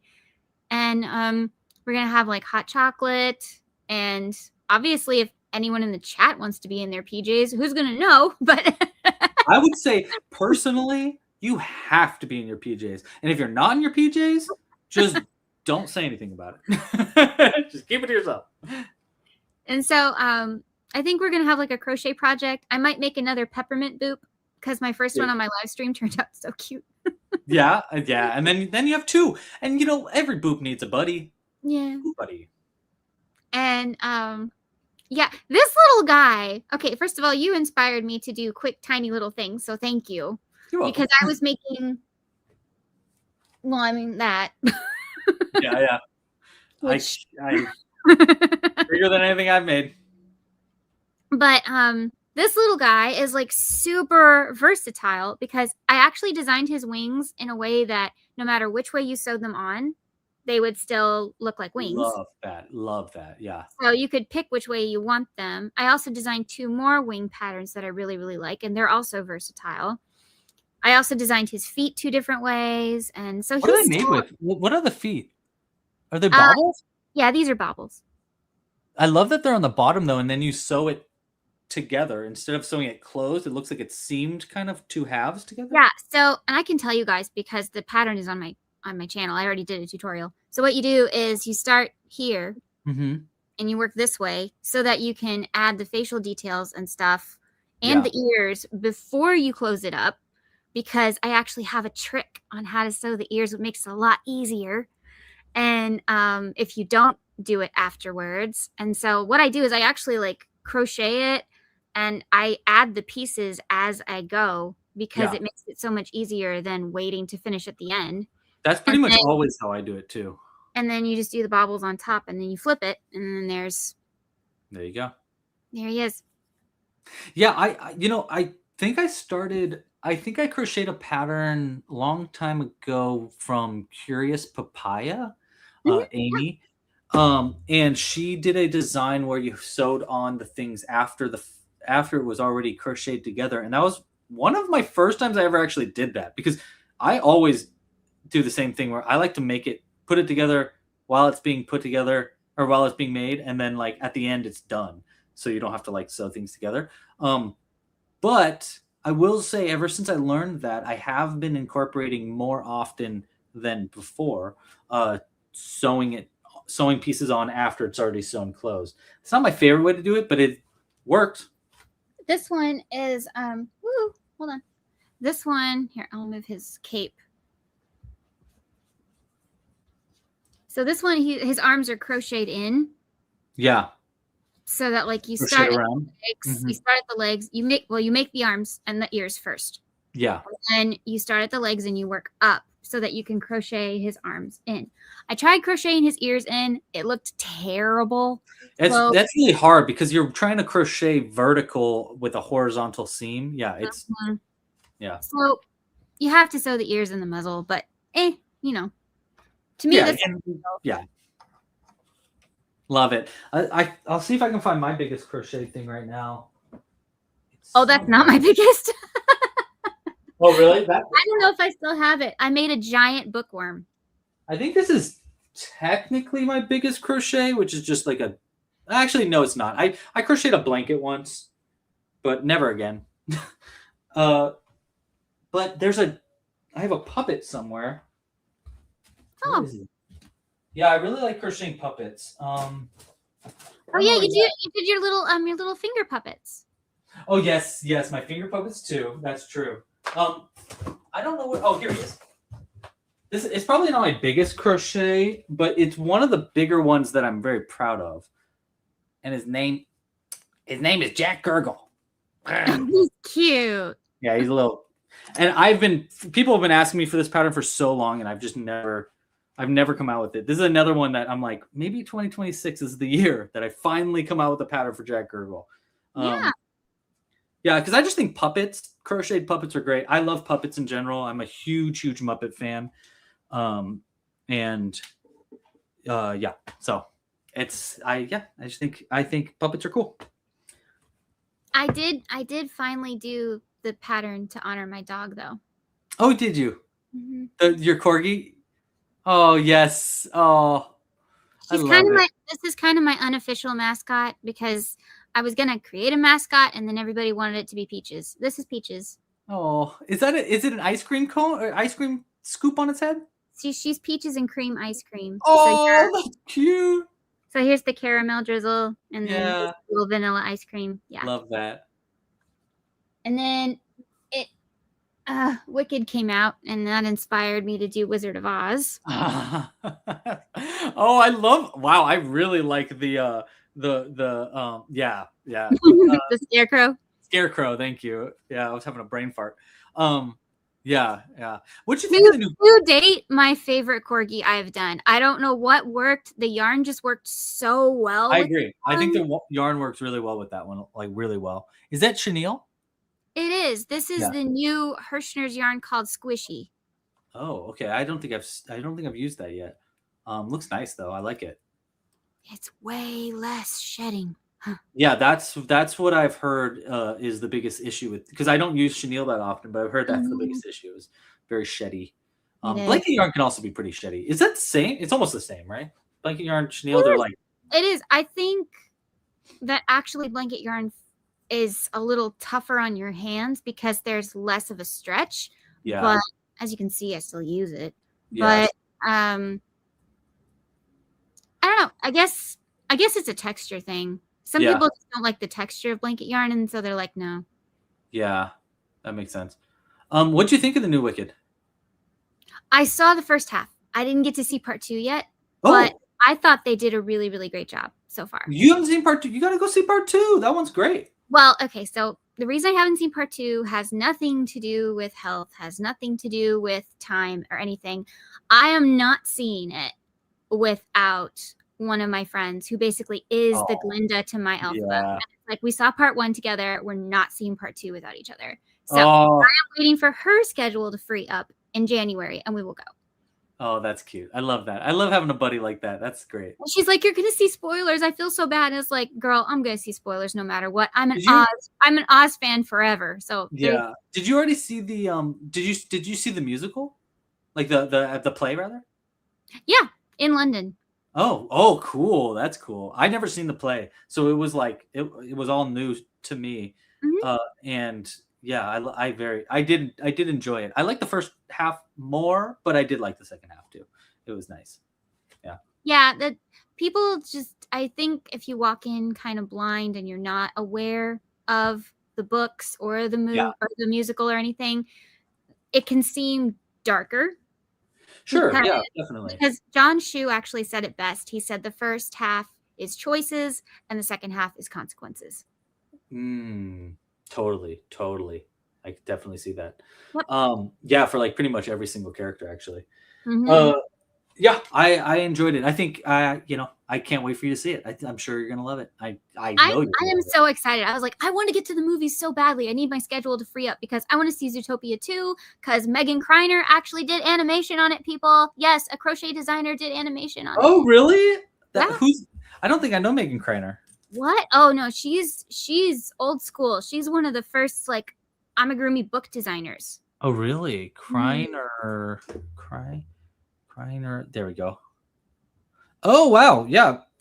You know, I actually don't think I've ever heard of them before. I'll have to check them out. She was actually interviewed on my channel, so you can check it out. Very cool. I will check that out. She talked about the issues with publishing and working with kits and stuff like that. Yeah. Yeah, yeah. What did she have to say about publishing stuff? Well, there was stuff I didn't know in the fact of how much say if you work with Yeah. a certain publisher, Thunder Bay Press. If you work with them, they don't give you a lot of say in certain things. Like she didn't even get to see the finished version of her kit before it went out. Yep. That is exactly the stuff that I was talking about with why my book has been taking so long, because that exact thing. That was so important to me when getting contracts and stuff. I was like, listen, I understand that you're a publisher and you want say, but I get say. Like I Mhm. know you're selling to my audience. You're selling, like I've been designing these patterns for so long. I I I need to have primary say for this book. And so when I found the publisher that I am working with, I'm actually their first time doing a crochet book, which is why it was like they were like, okay, we would love an expert right now. That would be actually really good. And I was like, cool, then we're in it to win it, baby. And I really like them a lot. They're very, very cool. But I totally feel what she's saying. It especially when it comes to cover. stuff, I'm like, oh my God, like you get, as the artist, you get no say when it comes to cover. That was pretty much every single one I saw was like, too bad. Too bad. We get to choose what the cover is. And I'm like, you get to choose what the cover is? Mm-hmm. That's wild. This is my designs. I find it really, really interesting. So I have 2 kits. I have the Nightmare Before Christmas and I have the Beetlejuice kit, both designed by Ilaria Kalari. And I was really impressed with the difference between these 2 kits because there's several years difference. Oh. And I swear it's like she studied what they did to her and she's like, I know how to write it exactly for this format and they won't be able to ruin my they won't be able to mess it all up. Yeah. I heard that the Nightmare Before Christmas kit was really is hard. Really hard. It is hard. Yeah. And Beetlejuice was amazing. I did Miss Argentina and I have to say I loved it. I thought she explained things so well. Now hers is one that I'm so glad I read through the whole pattern. Yeah. Took notes before I started, which I do that anyway, but I'm so glad I did that because if you don't sew things on in a certain order, yeah, it's gonna be hell later. Yeah. Mm-hmm. You have to undo shit. So I mentioned that all in my review and stuff, but I mean, I was like, I'm so glad I did this. Otherwise, that would not have fit. That would not be good. Yeah. Totally. The other thing is I strongly recommend using the same brand of yarn because I did not and things happened. Oh, really? Interesting. That's usually not the case in my experience. But that's good to know. This was for the Beetlejuice one specifically? Mm-hmm. Interesting. What kind of yarn did she use? She used the Paint Box Cotton DK. Oh, yeah. And I like that yarn. Yeah, there are cotton yarns I like. That's a small cotton yarn too. I'm kind of surprised you like that. Oh well, I've done Barbie clothes, so okay. Yeah, it is soft. It is a very soft cotton, but it is tiny, itty bitty. Yeah, I like the Paint Box yarn a lot because they seem one thing about the UK when it comes to fibers. I think there's no other better word, I honestly think, than they respect the fibers. Mm-hmm. Like they understand how it works and what they need to do and stuff like that. And other countries do too. In fact, I think Turkey probably has the softest yarn. I mean, I think they understand like things need to be soft. Yeah. But when it comes to the UK yarns, they just seem to like their fibers just seem to be really nice. Even like the cheapest ones, the fibers just seem to be so nice. So I do have a small little stash of paint. Well, I feel like America, we've got a consumer. Yep, exactly. We got a consumer issue here. It's yeah. It doesn't really matter. Quality is not as important as quantity here. And that's why I work for small businesses. Yeah. Because I respect the quality of something. And so I work with tiny businesses on purpose because I think what they have to offer is something special. I appreciate that.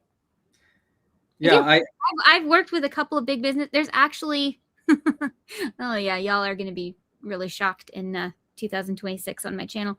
There are some businesses I am no longer associating myself with because it has nothing to do with their product. Well, actually, a little bit to do with their product, but mostly it has to do with, oh, this is how you want to treat affiliates. No, thank you. I'm very curious of who that is. I'm going to tell all. I didn't sign an NDA. Well, I have a little bit of salt with one big business. I know you have salt with one company. Yes, I know. We don't need to dig into that here, but you do know I got salt with one of them. And actually, after this live stream, I want to grab you for 5 minutes because I have something to say about that. Okay, sure. Yeah, sounds good. But go ahead. No, you go. But my point is that she used a particular yarn, and that's the other thing that she added to her books that I think are so brilliant. This is the yarn they had me, say that they want you to use in the kit, right? But here's over here. This is exactly what I used if you want it to look like the photograph. Oh, interesting. That's interesting. Yeah, so I'm currently doing that with my own stuff to say like, hey, I'm using Club Crochet, Mhm. but some of the yarns like I'm not using like I'm using fuzzy yarns for some of them, and I'm like, hey, if Mhm. you want to use this fuzzy yarn, this is what you want to use, or if you have an alternative yarn, here's the kind of fuzzy yarn I would suggest, and here's how to brush it out to make it real fuzzy. Um, but gosh, there's so many things that you have to think about when you're writing a book that you just don't you as because whenever I'm coming out with patterns, I'm designing the pattern as if each individual pattern is someone's first time ever learning how to crochet. And Yeah. so I'm going into details about like, here's how to do this stitch or this part. And so in writing this book, I'm realizing that that's not how books work. You can't, they need to, there's a space issue. You can't fill the entire book with so much stuff. So I'm learning a lot about that right now, about how to kind of like shorten what I have to say, but Mhm. without messing with the tutorial part of it. Like I don't want it to be harder to make at all, but I get that we need to make space, especially if the book is gonna it's a big one. It's a big one. So it's like, okay, well, if I want to fit everything that I want to fit in here, then I need to make some sacrifices in individual patterns and put that in those instructions in a different part of the book, and just assume someone knows how to do the spike bubble, and if you don't, then go to this part Mhm. of the book. And it's been a quite a process of learning how to write for different formats and stuff. So yeah, I get it though. I've got 3 more C's for you. You want to keep it clear, you want to keep it concise, and you want to keep it compact. I love that. Clear, concise, compact. I like it. I will add those to the C's. Another C that my friend was like, you have a problem with one C here. And I was like, what's the C? And she goes, cash. You have a problem with you don't make enough cash, Louie. And I'm like, yeah, that's usually never been on my C list. So I'm, but I mean, you're not wrong. Like, money's important. It's just never been really important when it comes to my business. And I realize now that there's some businesses that have flourished because that C was really important to their company. And Mhm. so it's been a realization this year that I'm like, yeah, I guess if I want to not go bankrupt, I got to focus on money, but I don't want to, and I don't like to, and I try. So I've been, it's always been a push against me. So we've got 7 different C's that I got to keep track of. Well, that is the number of completion. There you go. There you go. Well, I would say that if anyone is going to learn amigurumi, they should learn from you. I'm an Oh, amigurumi teacher, and I'm saying that. thank you so much. I agree. Yeah, I think that I think I'm really good at it now. I think I'm very, very good at it. I think I've made enough patterns now to say that I'm good at teaching. Good at teaching. Never thought that was going to be my area, but I'm glad I did. Okay, I have 4 things for you real quick. Okay. There is somebody this drives me crazy. There is somebody who is not an amigurumi person on YouTube, and they are a very big channel, and they keep saying amigurumi myths that make me crazy. Like, Mm. first of all, counting doesn't matter. Stitch count doesn't matter. Wait, they say that stitch count doesn't matter? Yes, stitch count doesn't matter. That is a wild statement to say. Mhm. That's a clickbait statement, Yeah. probably. Every yarn you use, everything will turn out the same. Sure. What are they talking about? Who is this? I'm not going to do that. I am not the kind of person to expose channels. I want to know. I'll expose companies every day, but I will not Yeah. expose channels because then I'm no better than them. That's Well, what are the other ones? this is my favorite one, I think. Shaping is lazy when you can Shaping?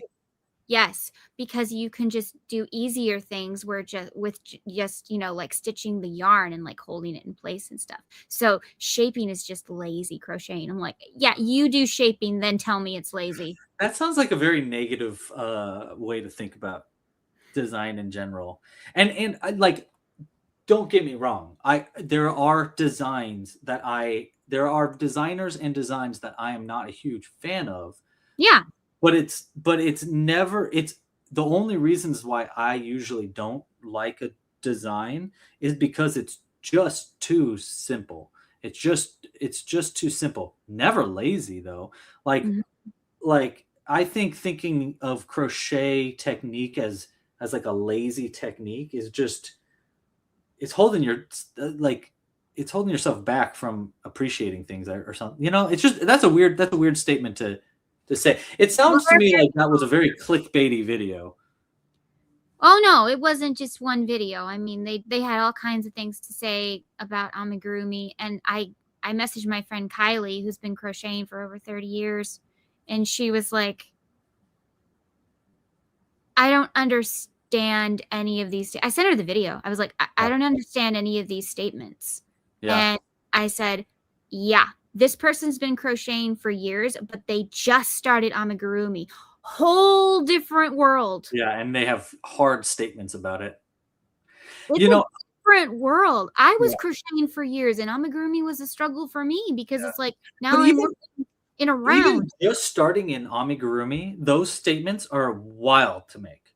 Like Mhm. even if you just started, those are crazy things to say. As a YouTuber, and I'm sure you know this, video views, like I will say the videos that do the best for me, which I do not like making these videos, but they just happen to be like the first statement in the video is very controversial. So one of Mhm. the ones for me was I was talking about how to use yarn as stitch markers for crocheting. Yeah.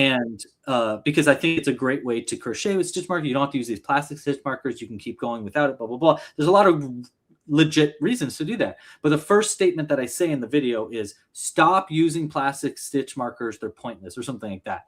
And Mhm. I will say, that was a very um, divisive statement to Yeah. make.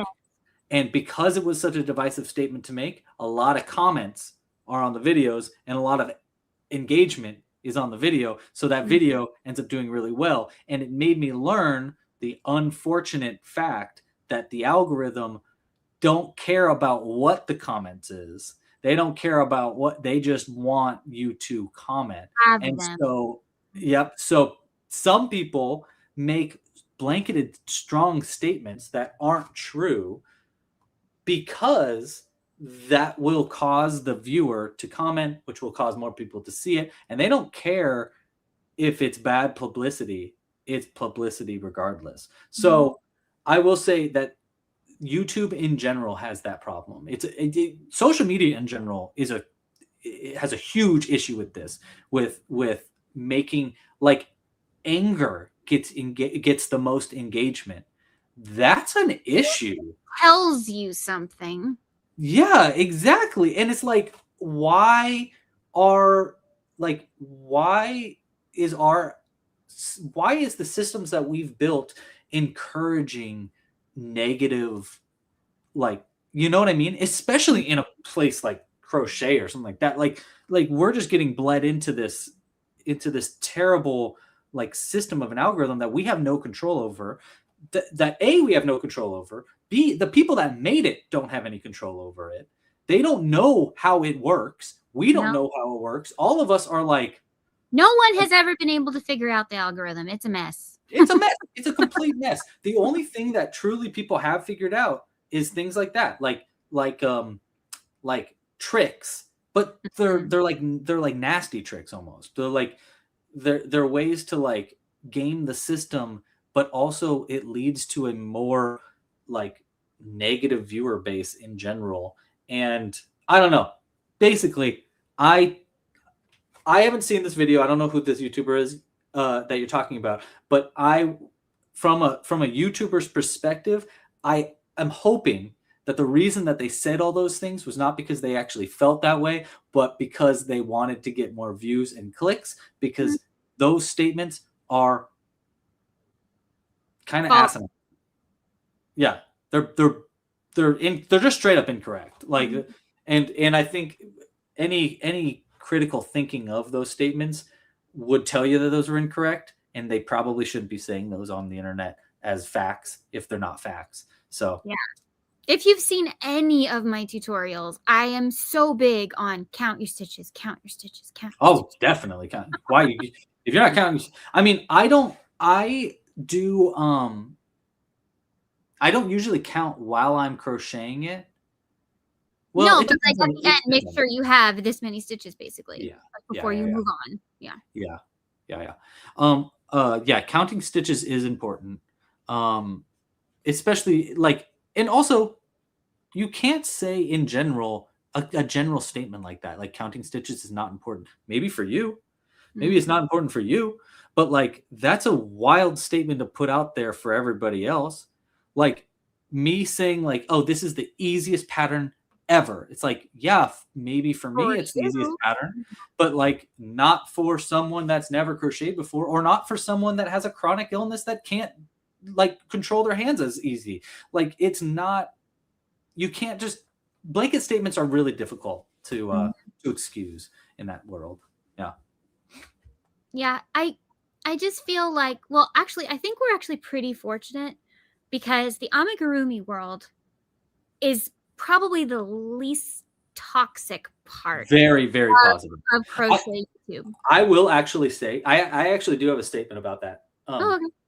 So I agree. I think that the crochet community is probably, of communities I have seen on the internet, probably the nicest, probably the kindest, probably the sweetest. There are, and I might get flack for saying this, but there are negative repercussions for the fact that we are the nicest community. I think people take advantage of the fact that we are a very nice community very, very often. And I think some, and you know kind of who I might be talking about, but some corporations, some companies, some individuals are not getting called out because we don't want to be negative. We don't want to be negative in our community. And I'm not going to be the first to throw, I don't want to be the first to throw stones here, but I'm just saying that like, just because like there's a difference between being really sweet and really nice and being honest, because sometimes I think that I think that there are individuals and companies that are taking advantage of the kindness of crocheting, the crocheting community, and are bringing toxicity into it without us even knowing it's happening. There's a yarn company that's doing that. Yeah, there's a few. There's a lot actually.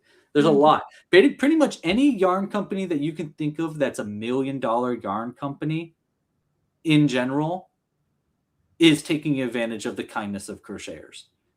Is taking advantage of the kindness of influencers. Like they likely are. I'm not going to say all of them are, but the thing is, when a company becomes that big, then you have individuals that are running this company that don't care about crochet. They don't care about the community thing. They don't understand it because they probably aren't even crocheters. So it's not even their fault that it happens this way. But the reality of the situation is they do take advantage of this, and with I don't know that I'm it's a double-edged sword, or a coin with two sides. I love the kindness of the community. I think it is so wonderful how everybody's so sweet to each other.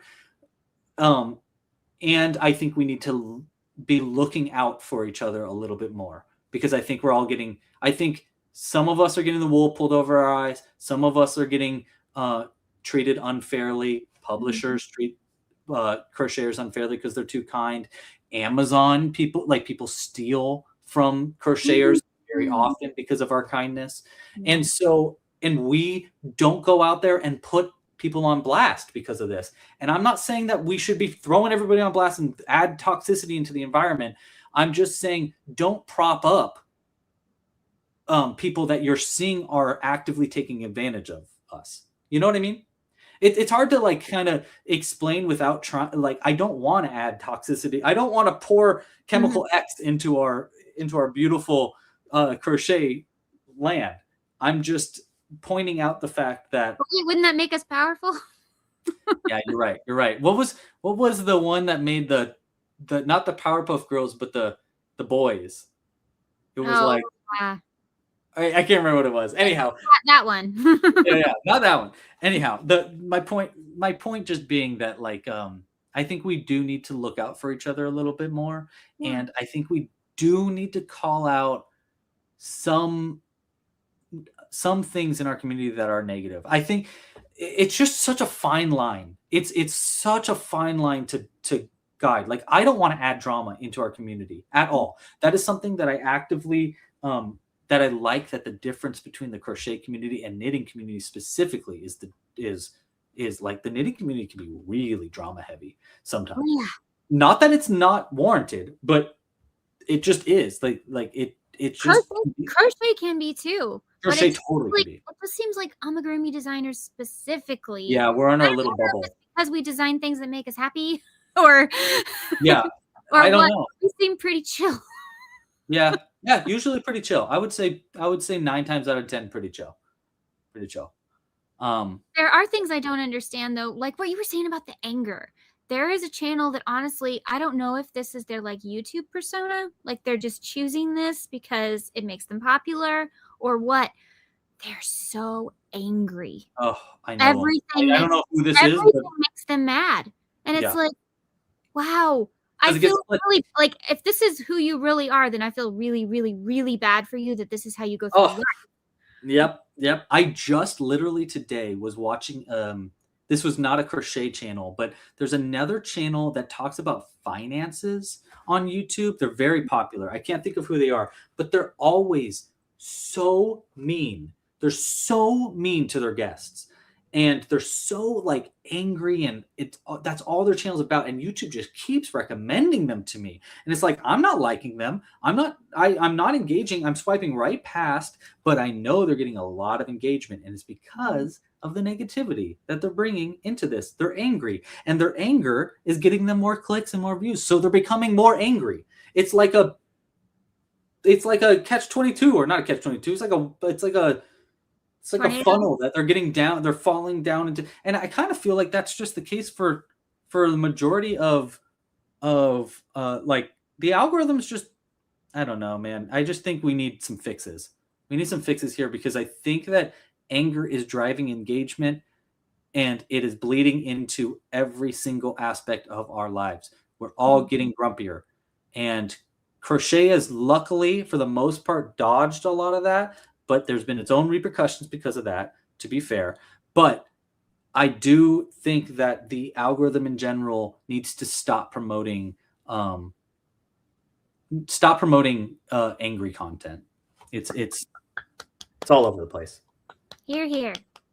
Yeah, I mean, like, it's not like I'm like the first. Like, we've been saying this forever, but they're never gonna listen. They're never gonna listen, because it's everything. It all comes down to money. Yep. Which is such a bummer. It's such a bummer that is what makes our American world turn around, is money. And it's like, it just is such a bummer. It's like, Well, it's not just dang. America, but yeah. But America's like the definitely the biggest, and we're the worst culprits of it, and we're kind of the reason why a lot of other countries are also caring about it, is because America, we've always just cared about, like, money is God here, and it's like, God, geez, you, like, it just makes people mean and greedy, and it's just sucks. It sucks. It's an unfortunate situation with the world. Let's come to a different topic as we close up our Yes. yeah. Yes. So, okay, one last question. What is something you've always wanted to design? If you had all the time in the world, all the money in the world, all the resources, what is something that's like, yes, I totally want to do this? I've always wanted to make a gallery. I've always wanted to make a big gallery. I've imagined in my head okay, so there's this artist in Portland who I really like. I can't remember their name, but I really like them. They do illustrations. And they have this crazy big gallery where it's like you enter this world that they've designed, and there's drawings and like posters and things everywhere. It's really, really cool. I've always wanted to do that. I've wanted to crochet a tree in the middle of a room that's got all these secret compartments with crochet dudes hanging off of it in this world that you're going through, and you're figuring out a narrative to. That's something I've always wanted to do. I don't know if I ever will, because that's quite an undertaking. But I will say that's probably it. I would say either that or I've always wanted to. This one's a funny one. This one's just a smaller one that is actually obtainable. I've always wanted to start a band, a crochet themed band called Tommy and the Cats, where I have a ukulele. Yeah, exactly.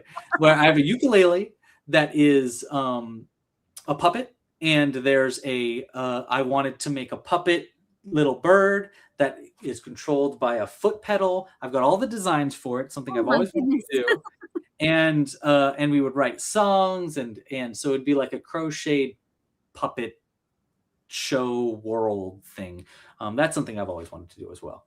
That's amazing. Yeah, and I have other ones. I could probably talk about that for like half an hour about things I've always wanted to do that maybe one day I will. We'll see. That's so great. Well, Louie, thank you so much for joining me today. And if you guys want, link will be in my description box. His website's on the description box, but also his link is in the chat. If you want to, please leave a comment after this live stream if you are watching the replay, and maybe give him ideas. I'm literally all ears all the time. I am very, very, very open to suggestions and ideas and thoughts and feedback. Like I said, like the reason why me and Shannon have a friendship in general is because of that. Like I very much appreciate honest feedback and honest thoughts and ideas, and am always encouraging people to be as forthcoming with what they like or dislike in general. So please just feel free. Give me idea. What do you want to see crocheted? I'll make it. I'll figure it out. What time is your live stream tomorrow? It is on Friday, actually. I'm not stepping on your toe. I'm sorry. Yes. I'm usually not live on Wednesdays. I feel like it's Thursday. Sorry. All good. Yes, if you're watching this live right now, first tomorrow go watch Spoonie Stitcher's live stream pajama party, and bring your pajamas. Don't you come pajamaless. If you do come pajamaless, don't you say anything about it in the chat. Pajamas only. After that, on Friday, I do a live stream every week on Fridays at 3 p.m. Pacific Standard Time. And this Friday specifically is going to be a very fun design along. And I'm going to be creating a brand new pattern from scratch. And sometimes it works out. 95% of the time it works out. Very rarely does it not work out. The one you mentioned, I think it'll work fine because you're basically just altering an existing one. Exactly. Yeah, I would say this one's more of a modified pattern than it is an improvised pattern. I have done improvised patterns in the past. I try to do one every few months at least, an improvised pattern. They take a lot out of me, but they are a lot of fun. Like I've designed some of my favorite things I've ever made during these live streams. I feel like just putting all this pressure on me during a live stream, pressure makes diamonds. And sometimes that's true. Like I make some real cool stuff under the microscope. So yeah, I'm very excited about it. Come join me on Fridays. Thank you all for joining us today. And let's see, I do have a video on Friday. It'll be in the morning. And we're celebrating the 35th anniversary of Home Alone. And yeah, there's a live stream on Thursday, and I have a video on Friday. That's all I've got for this week. But thank you so much, Louie, for joining us. If you're watching the replay, thank you so much. And remember, life happens, yarn helps, and spoonies can stitch it up too. Bye. Bye, everybody.